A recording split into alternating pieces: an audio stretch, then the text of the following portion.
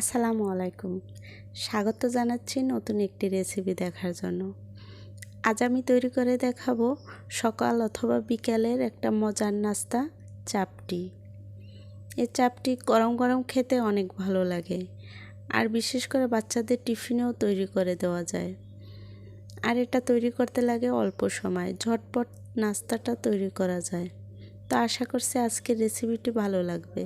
যদি ভালো লাগে আমার চ্যানেলটি সাবস্ক্রাইব করবেন আর একটা লাইক কমেন্ট করবেন। এখানে আমি ব্লেন্ড করে নেব, এজন্য ব্লেন্ডার নিয়ে নিলাম আর দিয়ে দিলাম 1.5 কাপ চালের গুঁড়ি। এটা অর্ধেক ভেঙে আমি ফ্রিজে রেখে দিয়েছিলাম। তো দিয়ে এবার এখানে পানি দিয়ে দিলাম 1 কাপ। এবার এটাকে আমি মিহিন করে ব্লেন্ড করে নেব। ব্লেন্ড করা হয়ে গেছে। তো এবার আমি এখানে দিয়ে দেব কিছু ডালগুলো আমি ধুয়ে 20 মিনিট ভিজিয়ে রেখেছিলাম।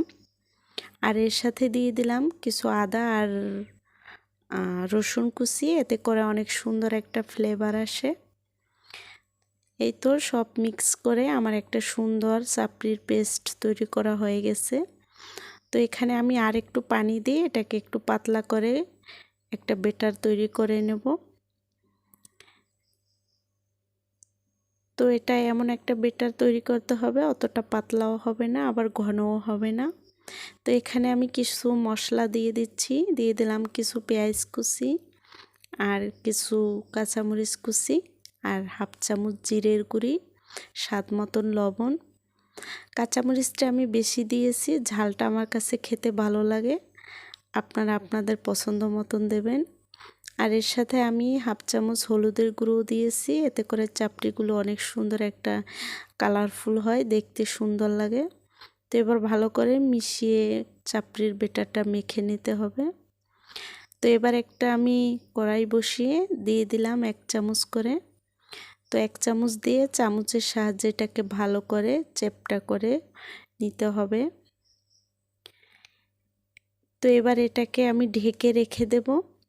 তো দেখা যায় 2 মিনিটে হয়ে যায়। তো এবার একটা হাতা দিয়ে এটাকে উল্টে অন্য সাইডও ভেজে নিচ্ছি। অন্য সাইডটাও 1 মিনিটের মতন ভেজে নেব। তো দেখা যায় পুরো 3 থেকে 4 মিনিটের মধ্যে চাপড়িটা ভাজা হয়ে যায়। তো আমি আরেকটা ভেজে দেখাচ্ছি। এই তো প্রতিবার আমি প্রতিটা চাপড়িতেই 1 চামচ করে দিয়েছি। 1 চামচ করে দিয়ে এভাবে ভালো করে চ্যাপ্টা করে চামচের সাহায্যে এভাবে ছিঁড়িয়ে দিতে হবে।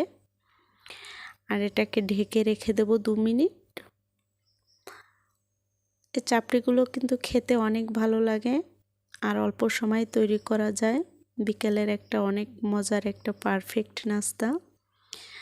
তো সবগুলো আমি এভাবে বানিয়ে নিলাম। আর এই চাপড়িগুলো কিন্তু যে কোনো ভর্তার সাথেও পরিবেশন করা যায়, অথবা আপনারা চাইলে যে কোনো মাংস দিয়েও খেতে পারেন। খেতে অনেক ভালো লাগে। আশা করছি অনেক ভালো লাগবে। তো ভিডিওটি দেখার জন্য ধন্যবাদ। আল্লাহ হাফেজ।